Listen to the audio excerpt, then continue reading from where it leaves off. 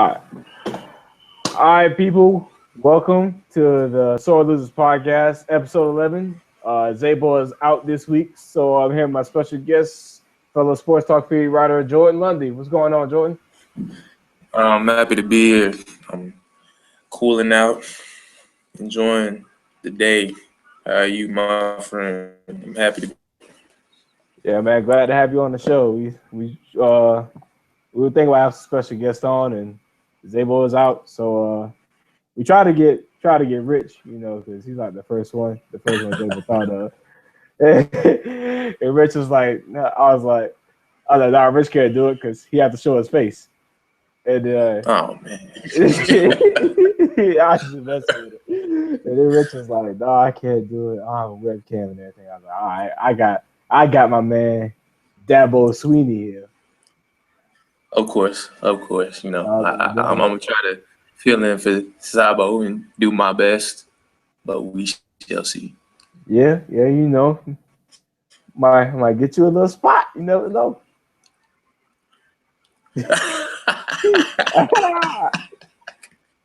Oh man, we ain't going PG. for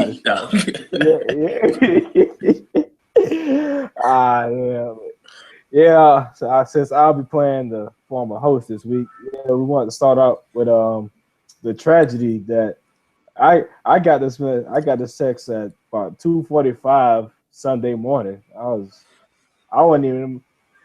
I wasn't even back in my bed yet. Said Will Smith gunned down in a traffic accident. It sounded like just a car accident and then just a random shooting, but it was connected. It looks like the guy worked security for the Saints, and apparently Will Smith, his wife, and Pierre Thomas and his wife, they all went out to dinner with a police officer who apparently killed the man who killed Will Smith's father. Cardell Hayes is the man who killed Will Smith.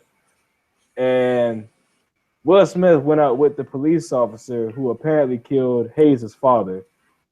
So that's kind of how that circulates. What did you think when you saw this? I was actually shocked because I remember Will Smith from, obviously being with the New Orleans Saints when they won that championship a few years ago.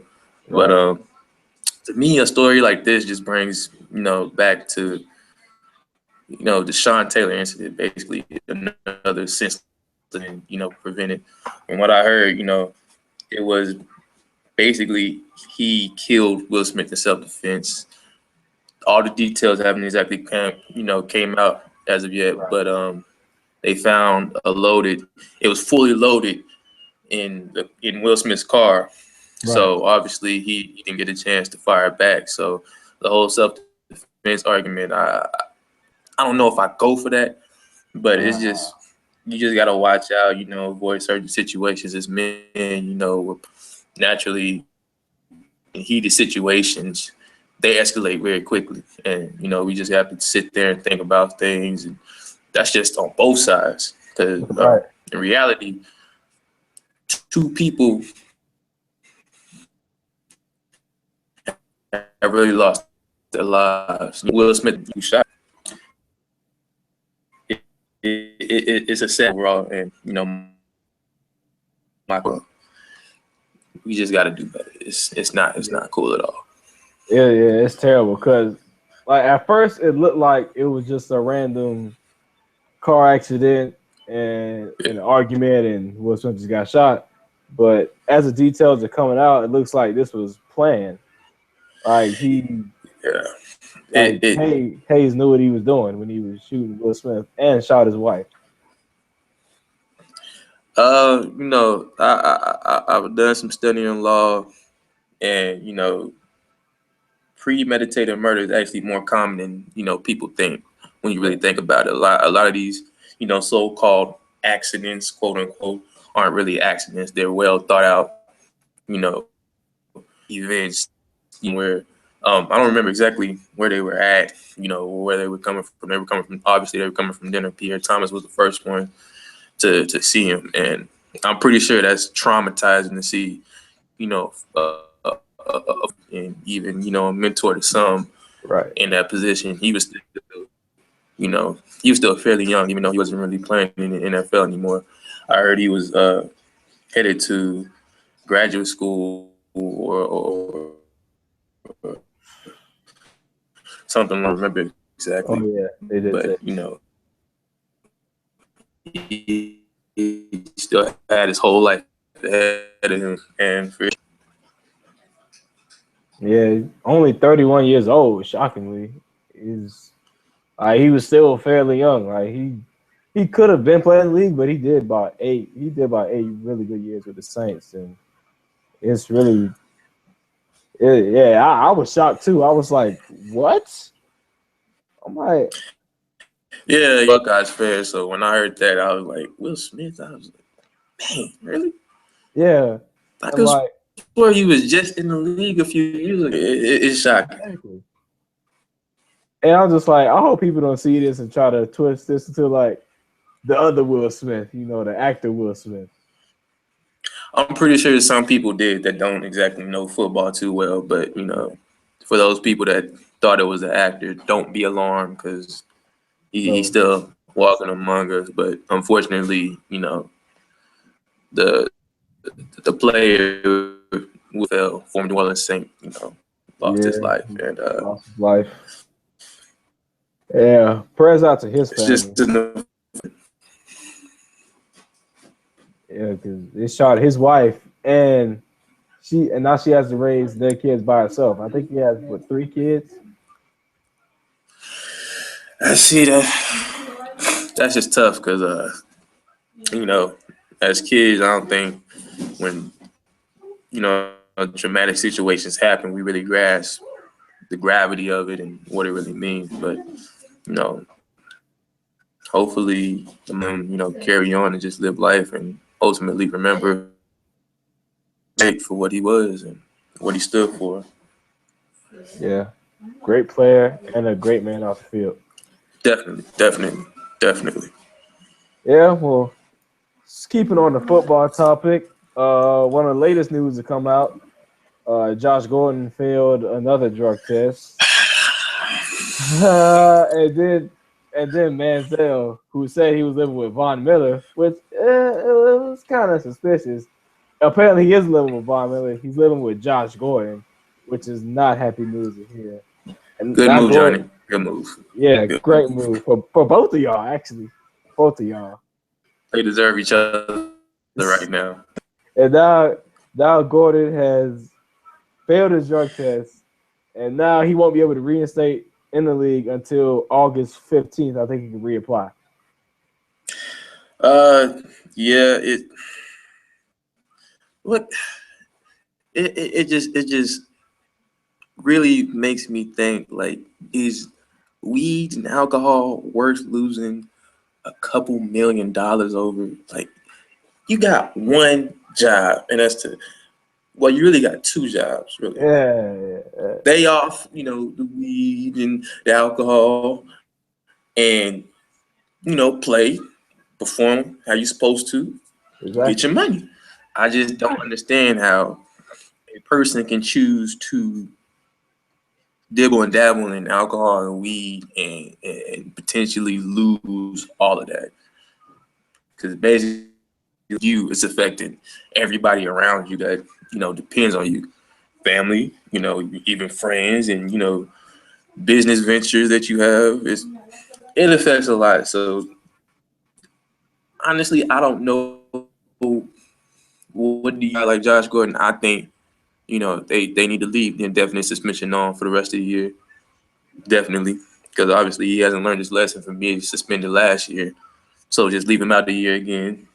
If he decides, you know, he still has the will to play football after all that time, see what he has. But as far as Cleveland not cutting him, they need to cut him now. Now, Yeah. don't wait. I Now. mean, they got rid of Johnny. Yeah, you might as well get rid of Josh. They got a clean house. I know Hugh Jackson is not. Oh yeah, He's not a guy that stands for that. He's not gonna go for that. So they need to release him. If they want to re-sign, they feel like you know he's good and a rehabilitated person, then you know go ahead and re-sign him. Of course, you're gonna get him for less, so it's a steal. But Right. You know, he needs to get his life together. Football should be on the back burner until he fixes that. That goes for Johnny too. You know, but we'll get to him in a minute. But yeah, we go you get can't to you can't have two guys like that around each other that need to get their life in order. And yeah, that's they need some help. Yeah, like and Von Miller in his career early on, like he had a little trouble with substance abuse, and so his parents moved in with him. He was not mistaken, wasn't he? Say that one more time. He was suspended 4 games at the beginning of the season at some point. Yeah, so I don't know if Johnny was staying with the person to stay with either, because Von Miller sometimes even though he's a great player, he still has moments of immaturity. So that definitely can't be overlooked when talking about this. So especially right now, like Von Miller, he's Super Bowl MVP. He's on the high life. He's got endorsement deals. He got interviews. Man, he's doing everything. I hope he doesn't,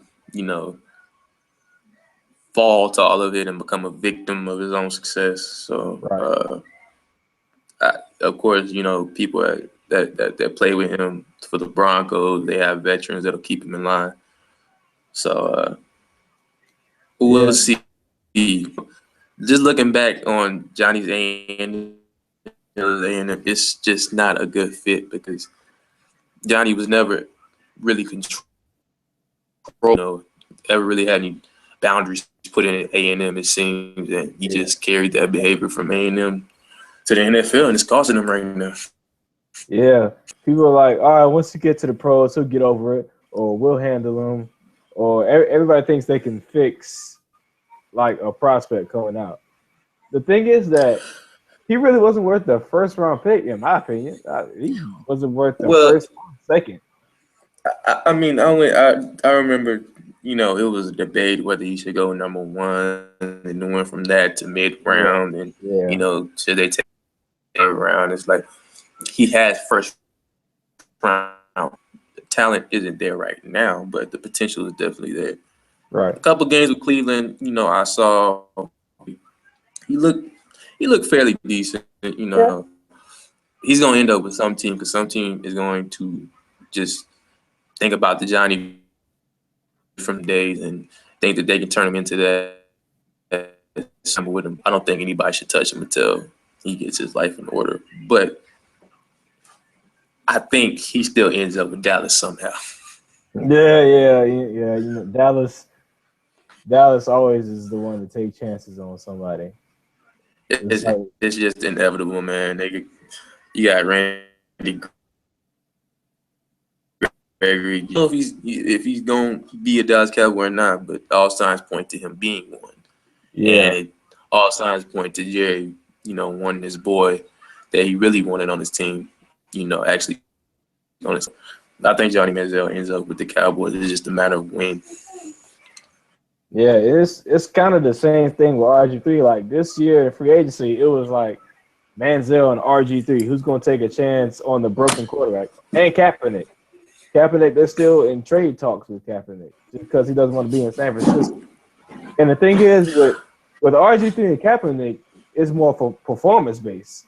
Like RG3, he had his locker room issues like with the team, but it's mainly because he couldn't stay healthy, and it affected his performance on the field. And Cap is basically the same thing, but Cap is purely performance, like not much locker room or injuries at all. Even though he is coming off shoulder surgery. I mean, RG3 to me, I don't know if Cleveland's the right place for him because it's Cleveland. It just has a bad stigma signing to Cleveland because a lot of people's careers are exactly revived, but anywhere that's really going to give him an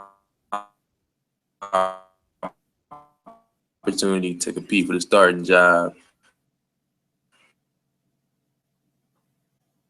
To me, starting quarterback has to be that prototypical quarterback that that we all know exists in the league right now. When you look at guys that have been Peyton Manning and Tom Brady and Phillip Rivers. Athletic quarterback is a new wave, and then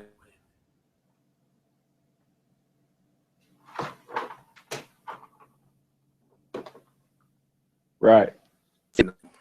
as far as Kaepernick, I don't know. Yeah. Last year just had me totally miffed because I was like, he was just in the Super Bowl. So yeah, exactly. It's like his accuracy wasn't there. Honestly, a taller Vic. pretty much. He has the arm strength. He doesn't quite have the cannon like Vic, but he's got some arm strength on him. He can chunk the ball. But a lot of his passes, it just seemed like he just wasn't paying attention. I don't know if his football IQ was really up there like we thought it was.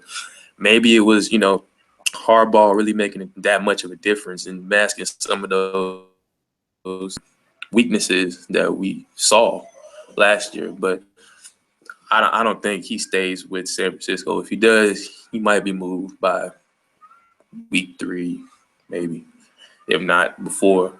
But and dealing with Chip Kelly, I'm a Philadelphia. Dealing with Chip Kelly is proven difficult. He's known to elite players that he doesn't really like. The quote unquote black players is Sean McCoy put it the good black players. I don't know. Maybe Kaepernick's already seen what Chip Kelly's about, and he needs to go somewhere else. But I don't know what teams he will work with. I don't know what the other team he could go to that would work with. That's the thing. Like, it seems that Kaepernick is more suited with Chip Kelly's offense because he still wants to run the read option, fast paced type of offense that needs an athletic quarterback, which Kaepernick or RG3 would be great for. Or Manziel, but who knows what Chip Kelly wants?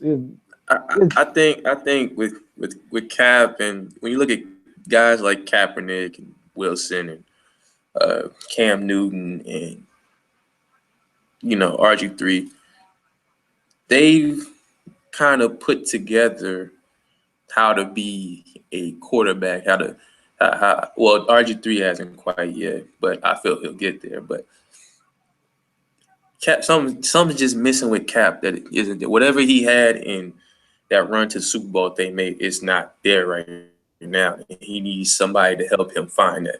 So it may be in Denver. Maybe Denver works out. Personally,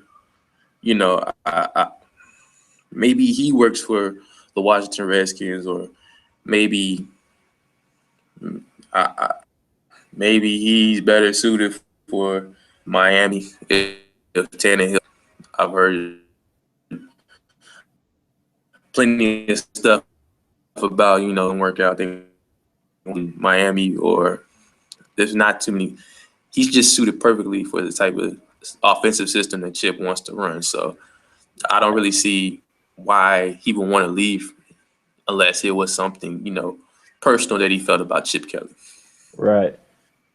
Yeah, and going back to Manziel, it's kind of crazy how like some people are commenting on this, how Manziel, he's up against a domestic violence charge of his girlfriend because she had bruises on her arm, had a black eye, a broken eardrum, and yet like that flies under the radar. How do you do that to an eardrum?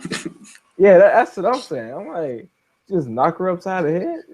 Like you'd have to strike somebody pretty hard to damage an eardrum. So yeah, she had a broken eardrum. Like, good Lord. I mean, Johnny that flies under the radar. Where like guys like I don't want to say Greg Hardy or Ray Rice, but because those are kind of different cases. But like I mean, it is, but it isn't, because it still falls under that domestic violence, stigma. It's kind of like if we that's what I don't get. We're letting guys like Johnny Manziel and Greg Hardy still be in the league, and Ray Rice can't get even a workout. Exactly. That stuns me. Yeah, see, So it's just kind of like I don't understand. Like, I understand what Rick Rice, he was on the downside of his career. Like, he was around 30, 31 for running backs. That's pretty much about the age that you're done. But still, he still could get like a workout and like see how he's doing and see how he's working out and stuff. That's still what kind of shocks 30, me. I know 30 is usually the date when you know teams want to think about dropping, the running back or whatever, and the running back is a D value position in the NFL. But honestly, he could still be second down, third down option, your Right. backup running back, stuff like that. We just saw D'Angelo Williams, look real good Yeah. before D'Angelo Williams, perfect example. Pittsburgh.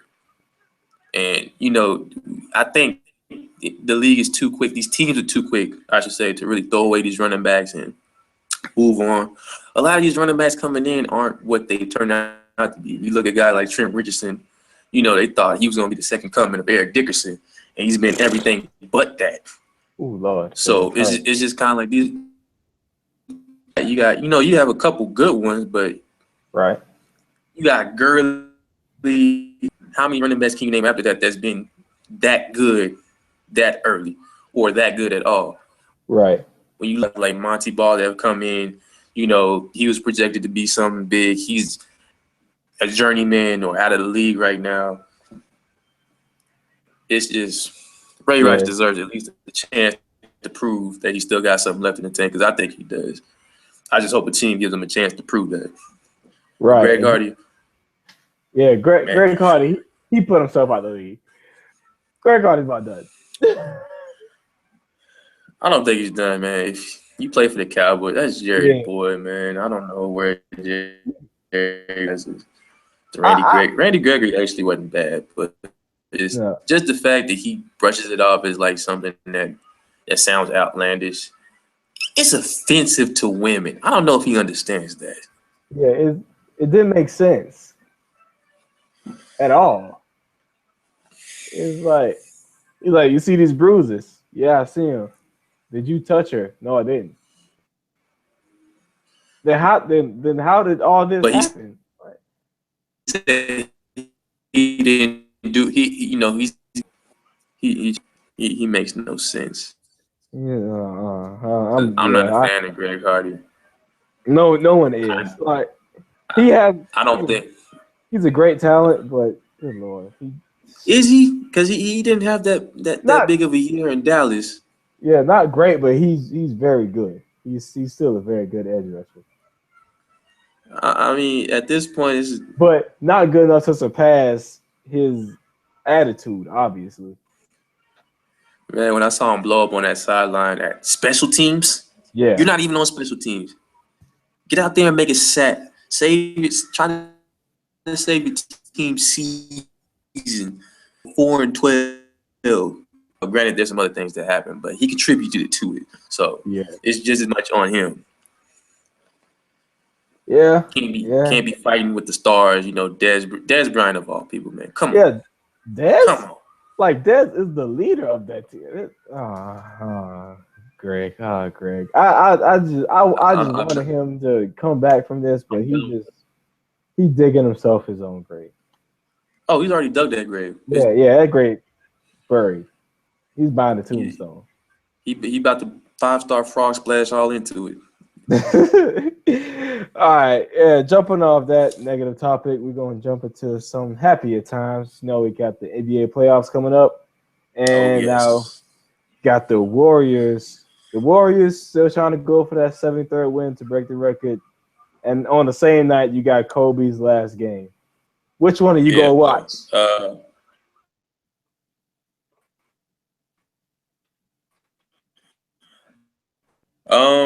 Kobe's last game being that he dropped 35 on my Rockets somehow. We don't play defense though, so. I mean, like they would say like Kobe dropped 35 on the Rockets. I'm like, so I could drop 35 on the Rockets. They don't play no defense. Yeah.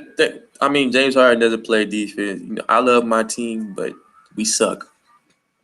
And Dwight needs to go. Oh, not Dwight. Yeah, Dwight needs to go. But getting back to the Warriors. 73. Listen, I think people are a little too about it because one of the things that made the 72-10 or the 96 team, special is the fact that they went wild in the playoffs and they ended it with a championship. So you really have to step back and think about it. What if this team doesn't win? Then what do we say? Are they going to be,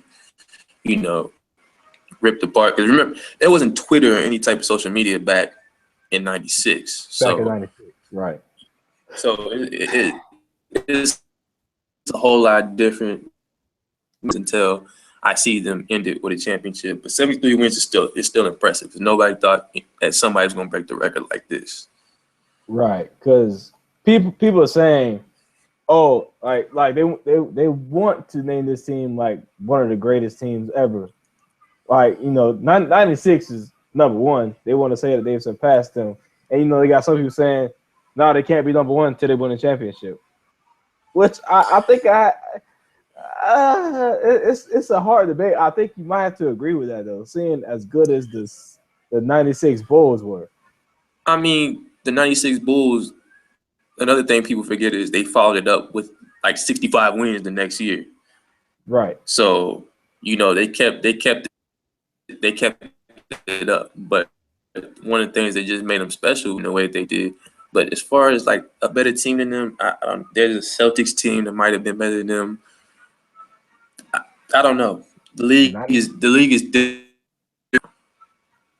I don't know. It's a hard debate, but yeah, I think they're definitely a top 5 team in my book. The offense is just unmatched. When people talk about who will win out of this 96 Bulls and them, it could go either way, honestly. But their offense is just ridiculous. That's the thing.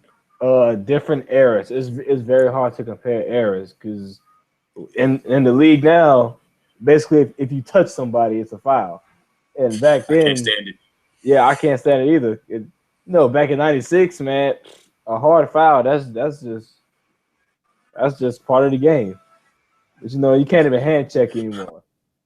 I mean, we can't blame the Warriors. They're taking the rules and they're using them. They're using the rules to beat teams the way they do. 3-point shot used to be something not a lot of people, look to take. Now you got Steph Curry pulling up from the parking lot, and it's just like, how do you stop that now? How do you stop that? A guy that just can pop it in your face from 30, 40 feet out. You can't do nothing about it. And then you got Klay Thompson or others winning the championship. Yeah, Spurs have a good. I've never known. Regular season, he usually waits to show all his cards in the playoffs, and the Warriors still have yet to beat the Spurs in the playoffs. That's the thing. Spurs Warriors will be one of those all-time series. I have no doubt about that. I mean, they gotta meet up first. OKC has a very good chance of throwing a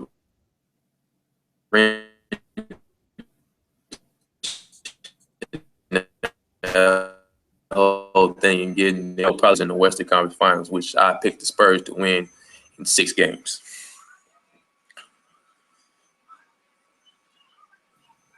You picked the Spurs to win the West? Yeah, in 6 games against the Warriors. I just can't imagine the Warriors beating the Spurs like that. I don't think Pop is going to let that happen. The schemes he could come up with, I've seen him put together to stop players like Kobe and LeBron over the years and Shaq. I mean, I have no reason to doubt him yet. At the unpopular pick there, they got the Spurs to win the West.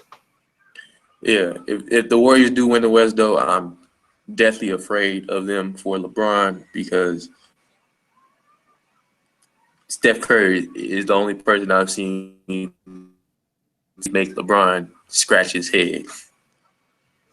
Yeah, but I mean, whoever's coming out the West is going to whoop whoever's in the East, though, right? I mean, yeah, the only team that I could see really being possibly a threat that not a lot of people are paying attention to is Toronto the chance of I think they have a better chance than people think of beating the Cavs. They actually play a similar style to the Warriors when they want to. They're a fast break team. When they get DeMar DeRozan out on a fast break, they stretch the floor also. They play a very similar style. They just don't have a Draymond Green on their team, but they have a lot of guys that go out and get the rebounds. Cavs, they're a two-man show as far as we know, and Kevin Love shows up sometimes. Yeah. Toronto has a good chance of making some noise, and if they do somehow get to the finals and face either the Warriors or the Spurs, I think they have a chance to do something real special. They have a good team, and I think a lot of people need to kind of pay attention to them. But more than likely, somebody from the West is going to win. Yeah. That's all I did. I gotta make it interesting. You can't go with the foregone conclusion, the popular pick. It's too easy to pick the Warriors, man. I honestly think them and Toronto in the series to watch. If not, and we end up getting Curry and LeBron too, in the finals, then I'm all for can crank it up another notch like he has this last half of the season. So yeah, it'll be interesting to see. I think these playoffs they'll be somewhat interesting. I think the East will be probably the thing to watch. Yeah, I just hope Toronto's GM doesn't come out, drop another F-bomb, and they lose the first round again. Somebody needs to keep him far away from the mic and immediately. Immediately. Whatever he was drinking when he does that interview, they need to keep it away from him because he's a danger. He can be a distraction. Oh, that man kills me. Like he did it one year. He's like, F Brooklyn, let's go. I was like, all right. Then they lost to Brooklyn in the first round. I'm like, how do you lose to Brooklyn? I mean, we already got Mark Cuban. I don't think we need to, owners like that, man. Just sit down somewhere. Yeah, and then he did it. The team play. Then he did it. Then he did it last year, and I was just like, "Come on, man! You make it. Just stop. Stop." I mean, I forgot who they played last year. He was like, "F them." I mean, it's sometimes just need to put the mic down. Like Mark Cuban, he's hilarious, but sometimes he just needs to. Yeah, he needs to shut up. Mark Cuban will let him do that. And see, now you got Toronto. Like the way it's set up right now, they'll play Indiana, and he's like F Indiana, and watch Paul George just go off by 6 games. Just in there. I mean, Toronto, Indiana. I think that could be a sweep. Yeah, it could be. Might be one of the few games I think could be a sweep. He's talking about they got some young pieces on their team, but their team definitely on the rise. Paul George, it's great to see him.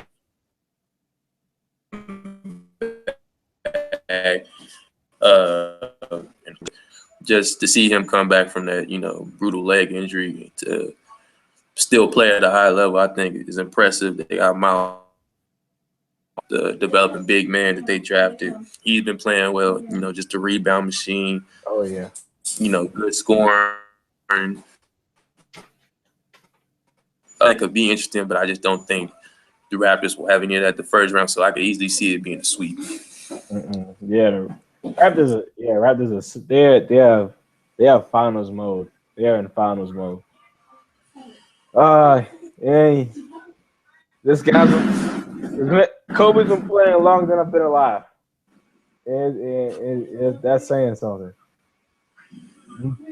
Coming straight out of high school, 18 years old, been playing 20 years, and it's all coming down to tomorrow night against the Jazz, which is a legendary opponent for Kobe. Honestly, I didn't think I would feel this emotional about it. because I spent the good part of my life hating this guy because he done hit so many game winners on like teams I wanted to beat them.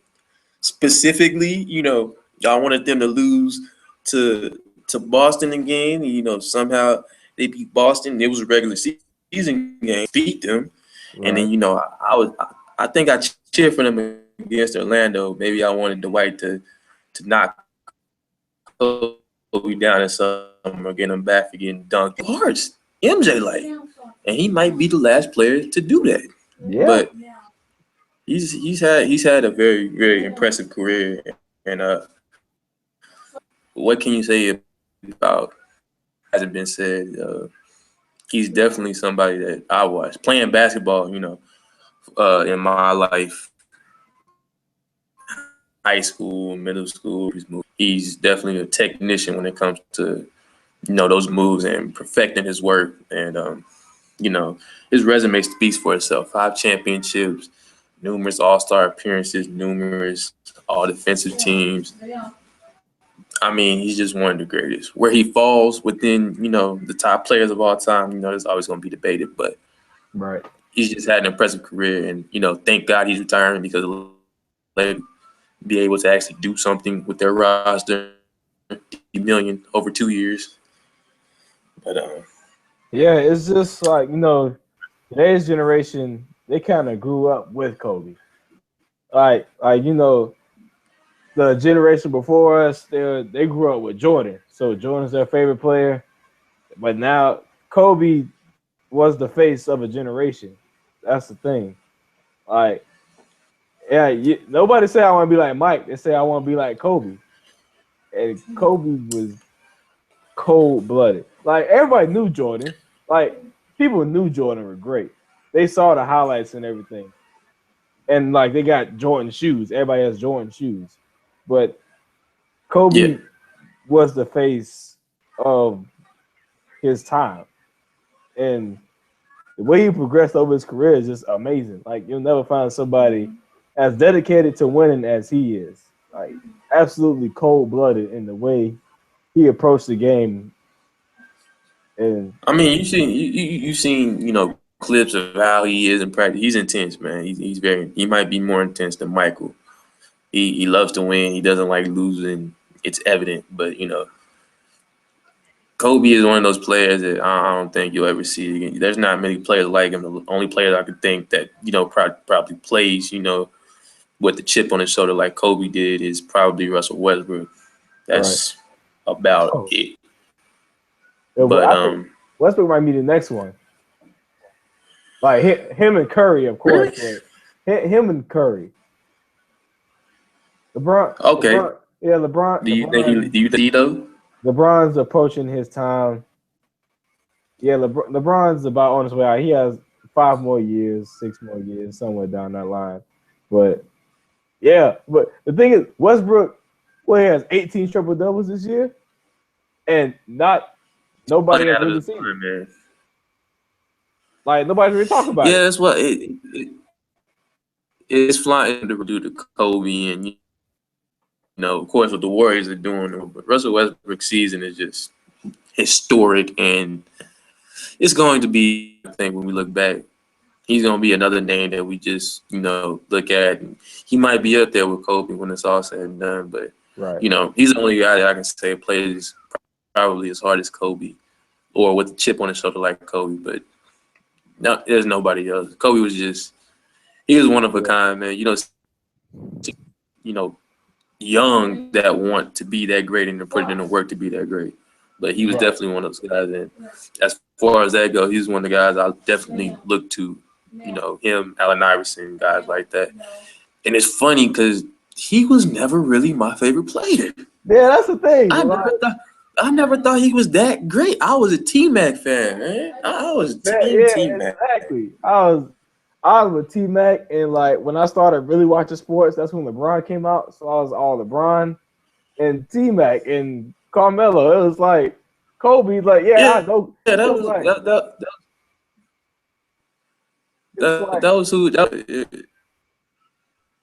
It's just like Kobe, you know, I always had those debates. Who was the better shooting guard, Tracy McGrady or Kobe? Yeah. And I would always say T-Mac. And then T-Mac got hurt. Yeah. And Vince Carter. But Vince Carter, he definitely wasn't just a dunker, but I never put him in the conversation with T-Mac and Kobe. And he got to a point eventually when Kobe just started going off by himself, you know, when Shaq left. Yeah. He just started putting up ridiculous numbers. 62 on the Mavericks in 3 quarters, basically outscoring them. I don't think we've ever seen that again. I don't think there will. Even Durant does it, maybe Russell Westbrook. I don't see another player doing it. Yeah. Because that was 81. You know, he probably could have had about 90 in that Raptors game, but 81 is, you might not ever see that again. So to know that I saw a game like that and I saw the with Kobe, you know, it was an honor. It was great to see him play. Didn't go see him live, you know, this year, but right. Man, you know how much them tickets would have cost?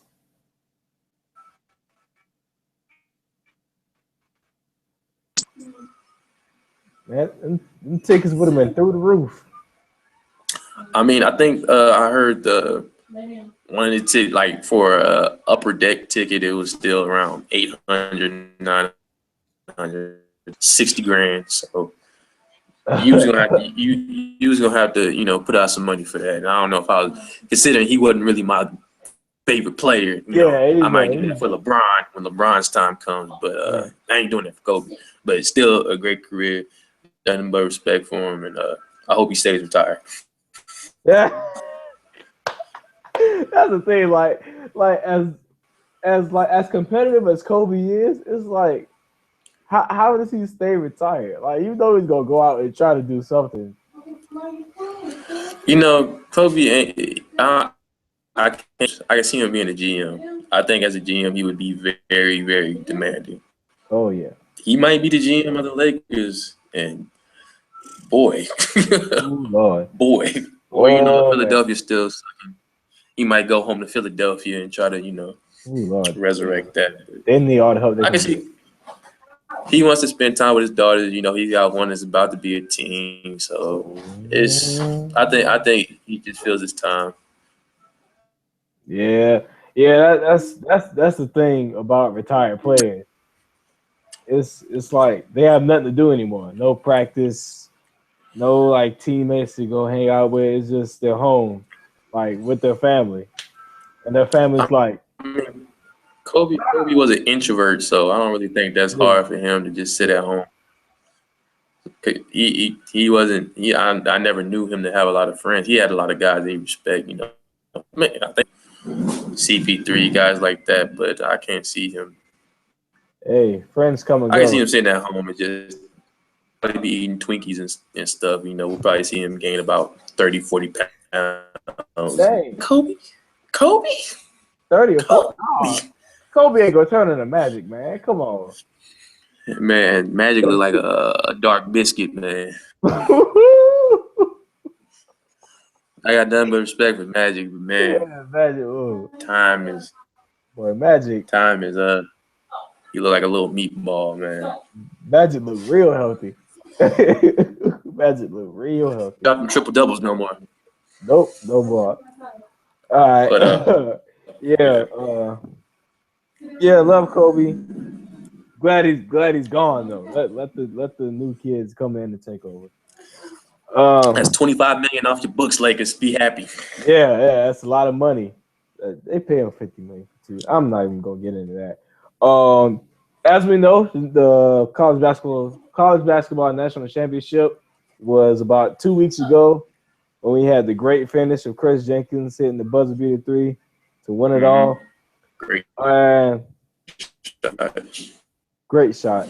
And the day before that, Vice Sports came out with an article that talked about racial injustice in college sports. It's a really good article. I really suggest you read it.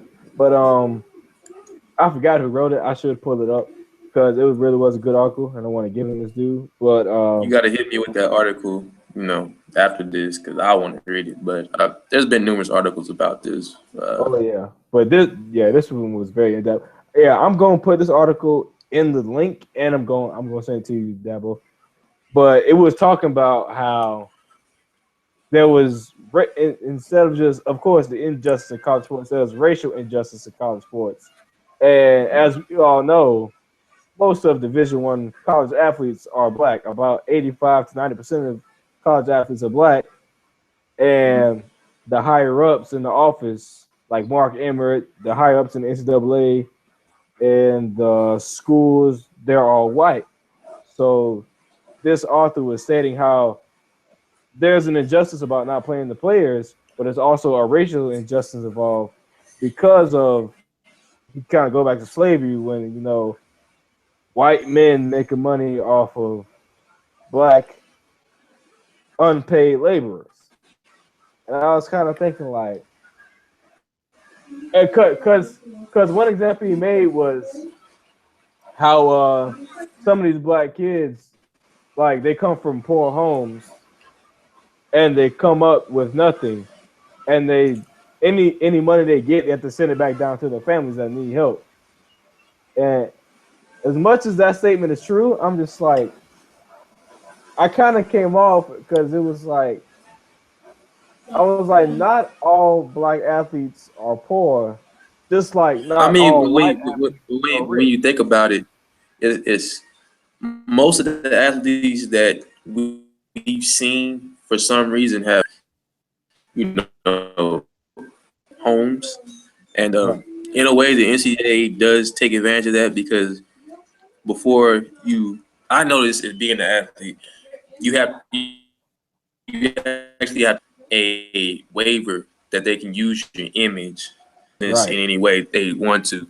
So the exploitation starts right there. But honestly, you can go back even further and say this starts at the AAU level, high school level.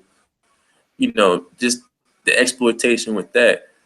NCAA has been exploiting athletes for years, ever, decades, and yeah, ever you know ever since they everybody got wants to to, sit there and say the athletes shouldn't get paid. I just saw something that the NCAA re-upped with CBS on a television contract that'll pay them 1.2 billion till 2032, right, and athletes can't get a cut of yeah, that. You got to add the numbers up. Merchandise,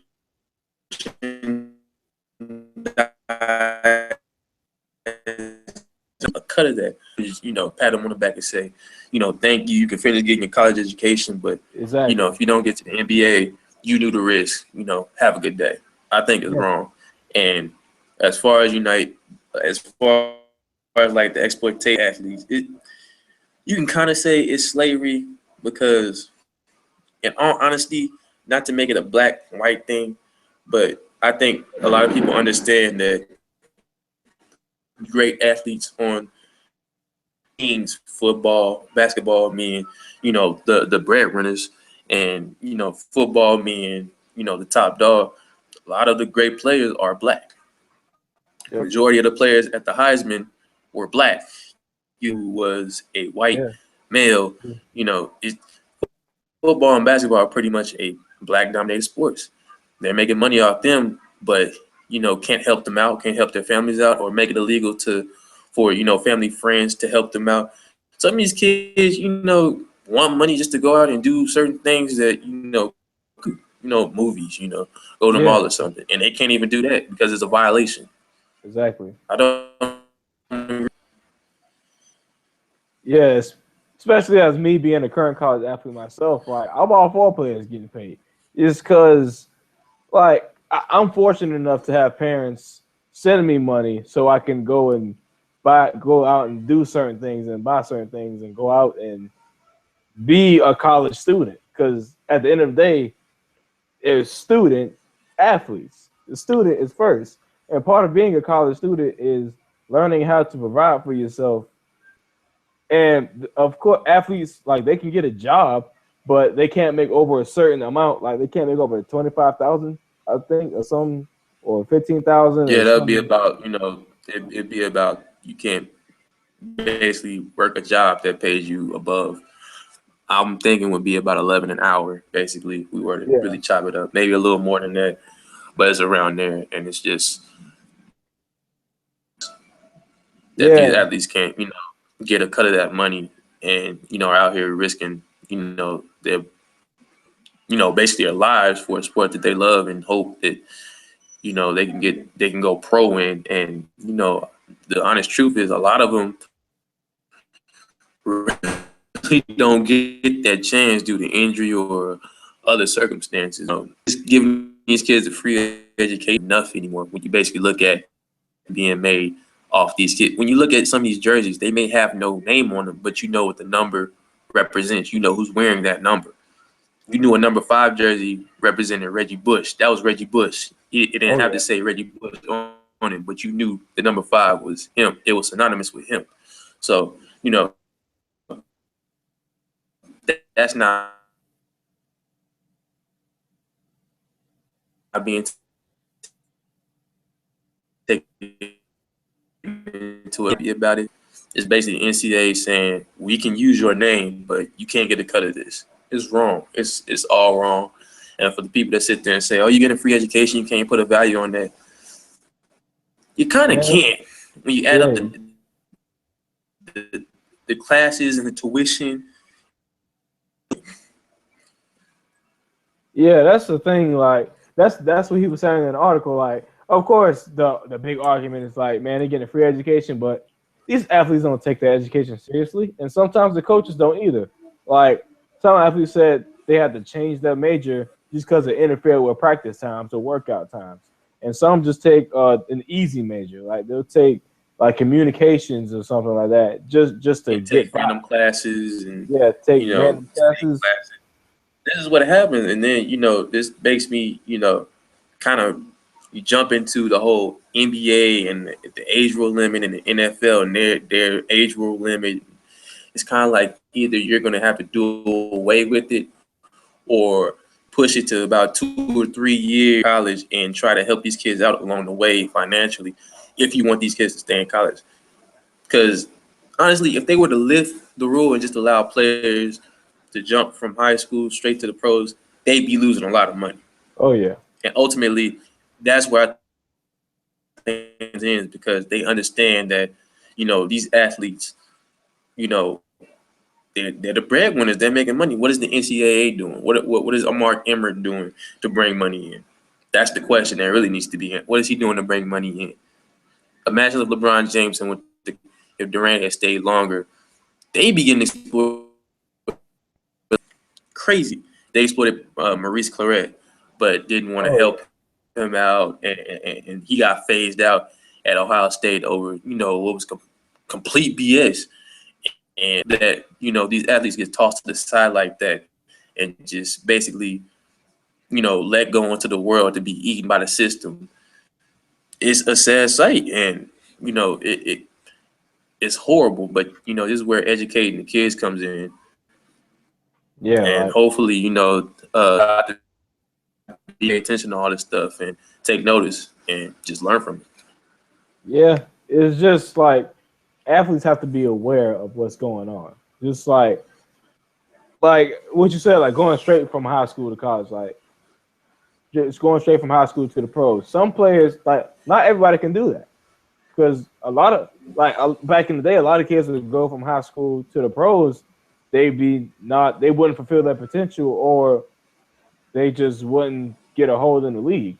And that's the thing. Like that's the thing where it comes down to college athletes, where they're like, he's raw, he needs to stay another year, or he's a borderline second rounder.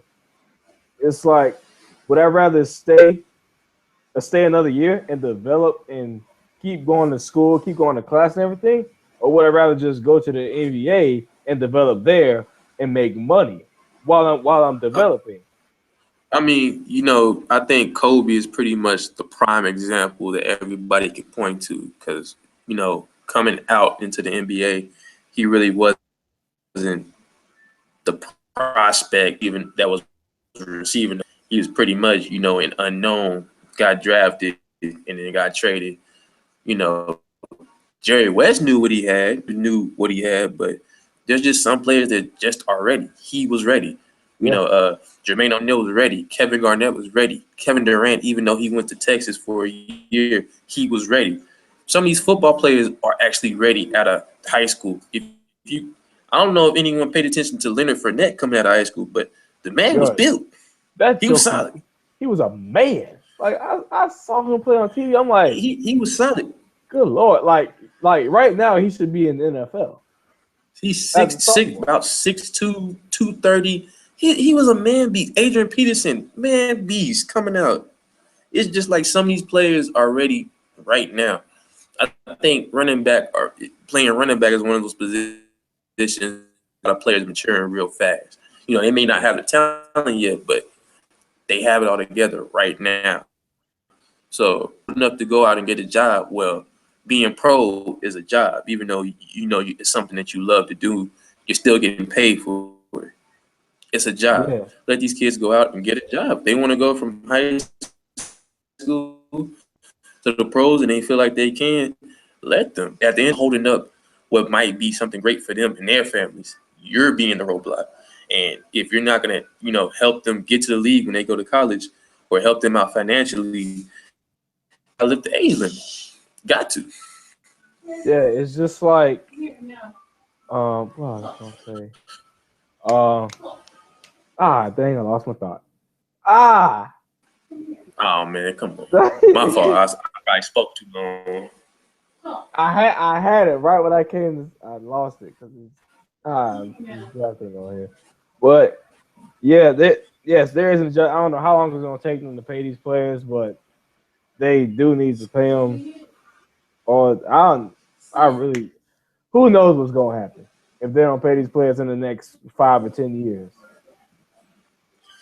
I think they'll break off and form their own union and sue the NCAA. I can see that happen. Oh yeah, the NCAA. Actually, that pretty much happens in some schools already. I think does that. I think there's another couple of schools that do it, but I know some schools have a player union.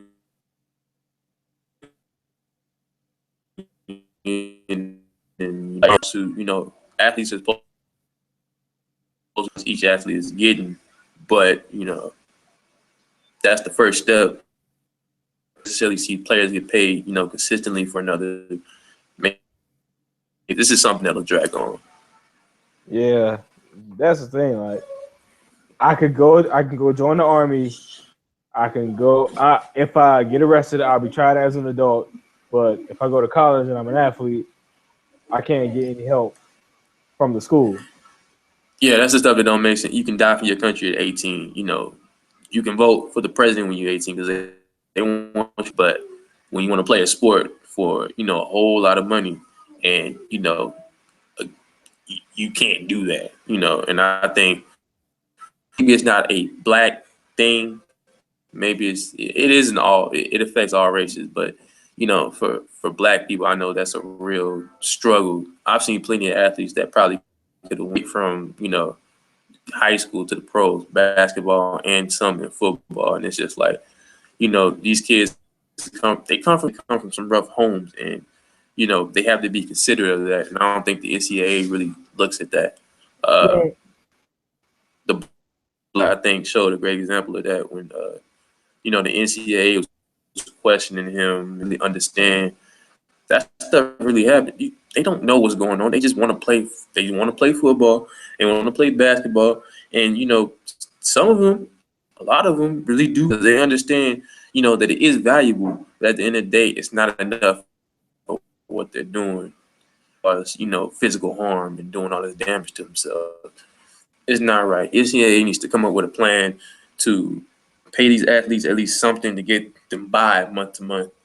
That's just me. Yeah, I think the exact same thing.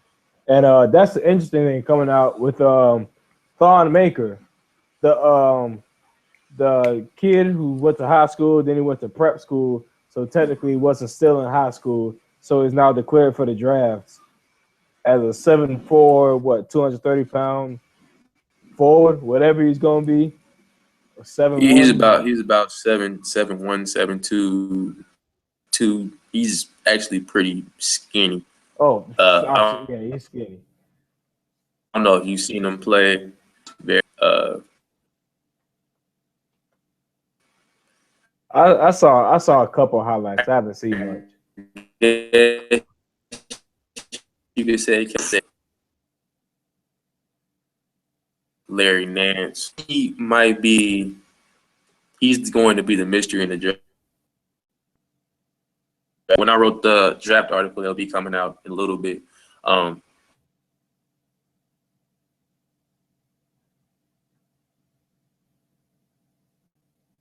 He has him, a huge force in the league. To be 7 feet or taller, dribbling, the way being able to shoot and drive. That's, you got Giannis Antetokounmpo and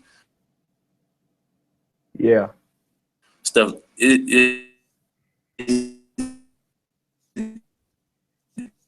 It's been, and I think isn't there yet. He got potential, but I don't know. But this goes back to some kids already out.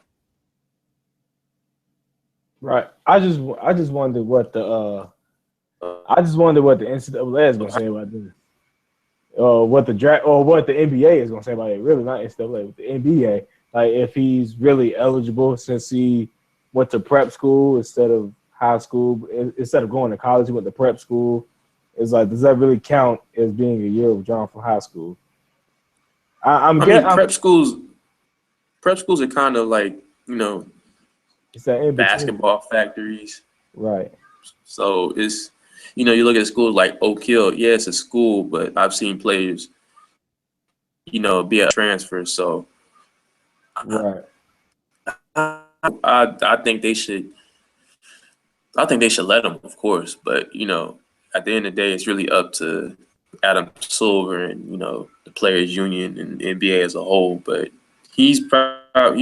If he wants to go, why not? He's 19. You had to be 19. What more do you want? What more can you ask? He feels he's ready. Yeah, and I'm just surprised more players haven't taken like the Emmanuel Mudiay route or Brandon Jennings, and like instead of doing that 1 year of college, like just go overseas where you can make your money, even though it's a small change compared to the NBA. I think that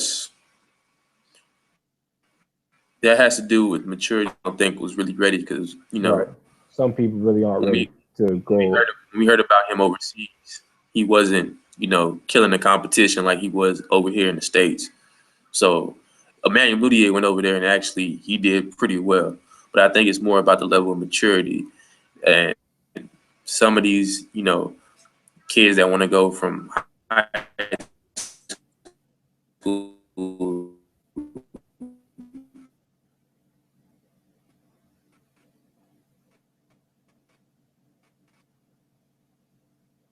level with just freshmen at school and can handle money and is good enough to be trusted in that kind of environment. Why not? Why not? But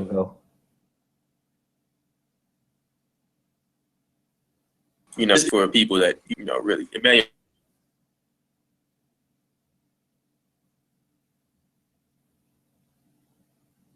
That's true. That's what I got from it. Yeah, I'm just glad they changed the rules so that people can actually declare and test the evaluation, and then if they don't, just let them come back. Before you saw the deadline, yeah. Kentucky team in the draft and let them see where they see, okay, this is what I have to. This is where I'm at right now. I'm gonna have to work this hard to make sure I'm up here. And some players. Last year, we didn't really know too much about Denzel Valentine. This year, he's probably one of the best, 15 players that are coming out right now. So it's just about maturity, and some of these players I've seen, they've got some real potential. Some of these freshmen that came in with hype, they could use another year of college. Yeah, I know a lot. Ben Simmons. Yeah, Ben. He was in a bad situation though. He's ready to get out of college. He was ready to get out as soon as they said they weren't going to no tournament. He's like, Oh, all right. I like the I'm withdrawal. still I'm still shocked by the fact that he couldn't maintain A GPA. 2.0. That was pretty. A 2.0. I'm a little worried about that. If I was weary about that, because maintain that and not being on a wooden award, winning the award isn't necessarily the issue. He may prove everybody wrong. Ben Simmons is not a top 3 prospect to me, but a lot will disagree. I'll debate that. I can debate that. Oh, if anybody can debate that, we know it's you. Yeah, that's it. I don't care about him being up for a award. It's just the fact that you couldn't maintain a 2.0. That's just a part of handling your business as a college student. Because we all know you're gonna leave at the end of the year, but at least maintain your grades. But I can't fault him for not maintaining his grades though. He was just months away from making millions with a shoe deal.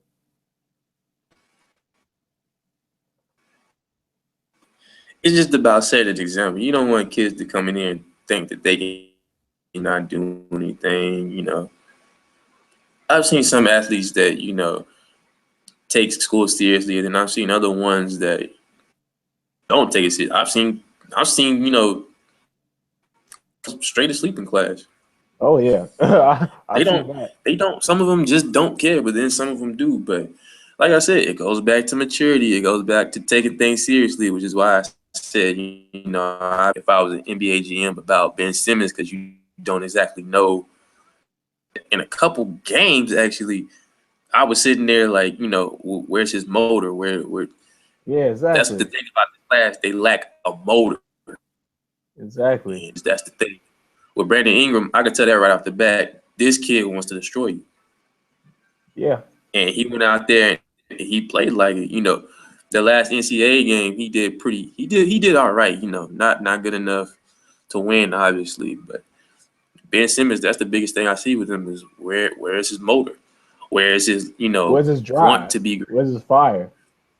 And that's where he's kind of like LeBron in that aspect, because a lot of times we find ourselves asking, where's LeBron's drive? Why isn't he doing this, or why isn't he taking his last shot, or why isn't he demanding the ball? It's just stuff like that. Not to say that he's gonna be LeBron, but it's just certain things that stick out, with him for me that makes it seem like he won't be the player that he thinks he will be, that generational player, that once in a lifetime player. I don't see it yet. Yeah, they're comparing Ingram to a Durant. I was just like, hold on that one, because as a Duke fan, I watched him. I was He's more prepared. I was really impressed by him, but I'd hold the buses on like comparing him to one of the greatest forwards of this decade. Like I said, he's more Tracy McGrady to me. He does have some Kevin Durant in him, but to me, he's a Tracy McGrady with the motor. To me, Tracy McGrady was the sleepy-eyed assassin, as they call. Brandon Ingram, he's kind of the same way. He has that same sleepy look to him, but he gets after it, and that's the number one thing I noticed. He's gonna get his buckets any way he can, down the block, 3-point driving. With Simmons, it's just kind of like we know what he's gonna do. Is either he's gonna drive or he's gonna post up. Going to. He doesn't really have a post up game, which is the game. He does it. He sits there and waits, but he won't do nothing.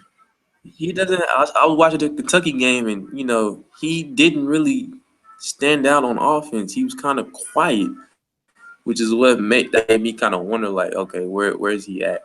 He made the last, I think, 2 buckets in that game for LSU to win the game, but he's just not that guy to me right now. I'm more higher on Chris Dunn right now than I am Ben Simmons. Oh yeah. I'd rather take Ingram over Simmons right now. Yeah, Simmons didn't impress me. He really didn't. But let's try to wrap this up here. Me when Szabo comes back next week, me and him are going to do our mock draft live on the air. So Dabo, what you got so far on the NFL draft? We'll try to make this quick. I got Tunzel, Bosa, Wentz goes. I'm gonna throw Ezekiel Elliott in there, and I'm gonna say Kim Dichie. I think Kim Dichie still goes top 10. He's too big of a talent to let fall. Really? I don't see him. I can't out of the top 5, not even top 10. Man, that's the thing, like, because nobody's projecting him until like late first, early second. Like, I can't see that after we've seen go about what was it 22 or second round. He was a second round pick. Who was it? And it's just like he was a top 10 talent they were talking about, and Kandichi, a guy we were talking about that was possibly going number 1, is just gonna fall because of a few incidents. Granted, I understand he's too big of a talent. Too big. I think it will go first round, but I think it'll be mid first, more than late first. And I don't know if anybody takes that chance. I think somebody does. I think Dallas could go that way. I've heard Bosa, I've heard Ezekiel Elliott to Dallas at that 4 spot. Honestly, Dallas can kind of throw a wrench in the entire draft. They can move back, get a couple, first round picks. I can't see anybody else really moving back. I can't see the Titans trading the first pick. I can't see Cleveland trading that pick. So I think around that 5 spot is where he ends up. Around 5 to he could fall about as low as 15. I don't think he gets past there. If he does, I'll be super surprised. That's the thing.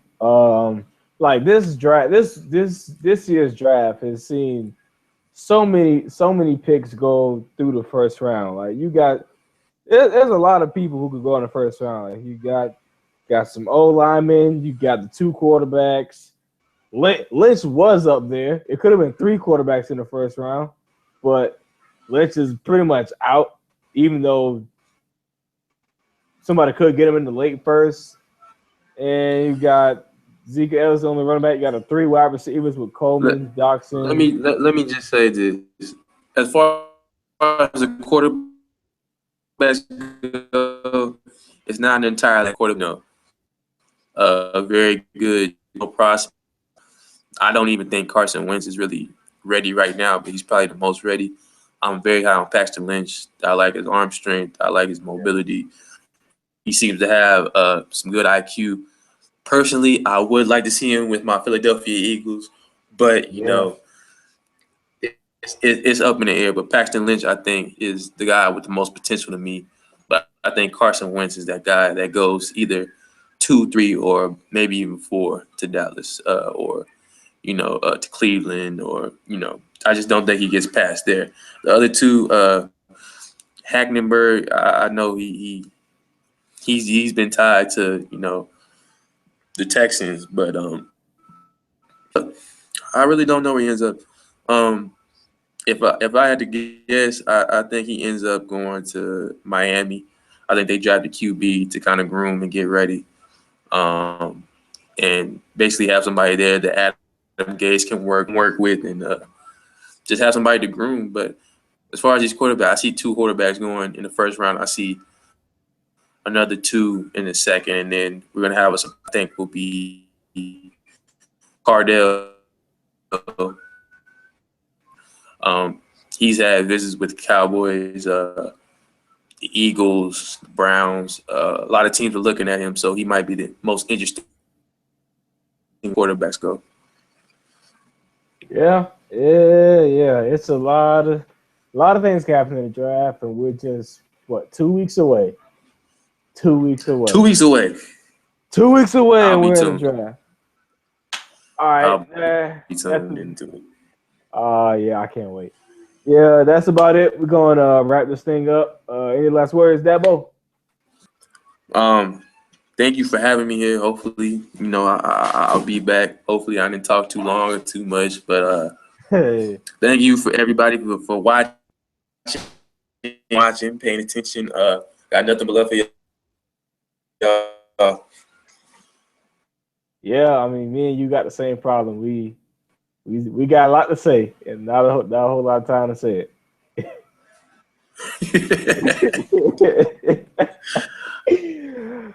All right, yeah. Follow me, VONG116 on Twitter. Next week, me and Szabo gonna have that mock draft for y'all. SportsTalkFeed.com. That's where you find a whole bunch of stuff from your soccer to the hockey playoffs coming up. Basketball playoffs coming. NBA playoffs coming up. All the staff is looking forward to. SportsTalkFeed.com. Follow me. I'm Dabo Sweeney, or the Twitter handle, Black Jordan, Black and Gifted 91, because that's what we are. Yep. Got nothing but love for y'all. I love y'all. Black and Gifted. All right. See y'all next week.